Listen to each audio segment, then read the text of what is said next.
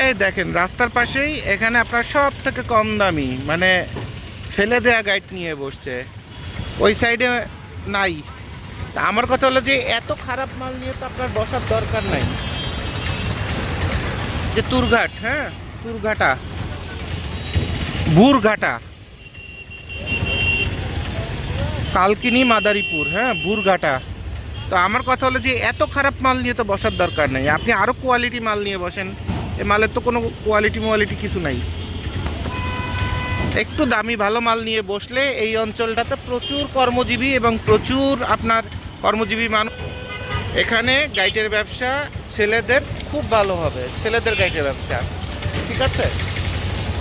তো বুরঘাটার ওই মাথা থেকে এই মাথা পর্যন্ত মিনিমাম 5 থেকে 10 জন লোক বসানো যায়, ভরপুর এখানে কামাই করা যায়। শুধু ছেলেদের আইটেম বেচবেন আর বয়েজ গার্লসের জ্যাকেট বিক্রি করবেন। আর লেডিসের কি বিক্রি করবেন, লেডিসের এখানে যদি শাল চাদর পাওয়া যায় এটা বিক্রি করবেন, আর কিছু দরকার নাই। এটা বেচে শেষ করতে পারবেন না এই অঞ্চলে। আর সবচেয়ে বেশি যাবে হচ্ছে ট্রাউজার, গাইটের ট্রাউজারটা আছে না, যেহেতু কর্মজীবী মানুষ, পলিস্টারের গেঞ্জিগুলা, কলার গেঞ্জি, পলিস্টারের কলার গেঞ্জি আর হচ্ছে ট্রাউজার, এই দুটা মাল এই অঞ্চলে গাইটের সবচেয়ে মূল্যবান মাল, সবচেয়ে বেশি সেল হবে বরিশাল অঞ্চলে।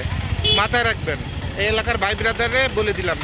ওকে, ব্যবসা করতে থাকেন, যত সাপোর্ট লাগে আমরা দেবো ইনশাল্লাহ। এটা একটা মজার জায়গা, একটা পেট্রোল পাম্প আছে, বাট এখানে যথেষ্ট ভালো ব্যবসা পজিশন, যথেষ্ট ভালো। শীতের গাইড বিক্রি করার জন্য চমৎকার একটা বদ্ধচিত পরিবেশ, যেখানে এরকম একটা ফাঁকা পয়েন্টে ব্যবসা করলে আপনার ব্যবসা হবেই। চমৎকার একটা পয়েন্ট এবং কর্মজীবীদের পয়েন্ট। এবং এই জায়গাটার নাম কি, মজিদবাড়ি তুরঘাটা, ঠিক আছে, মাদারীপুরের একটা অংশ।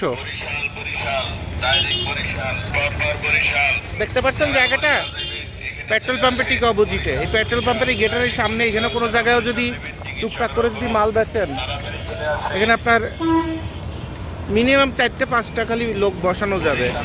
এবং এক সাইডে ওই সামনের সাইডে রেস্টুরেন্টের সামনে ওখানে 5-7 জন নিয়ে যদি আপনি যদি এই ব্যবসাটা শুরু করেন, আস্তে আস্তে এটা ট্রেডিশনে পরিণত হয়ে যাবে এবং আপনাকে ভালো কামাই দিবে।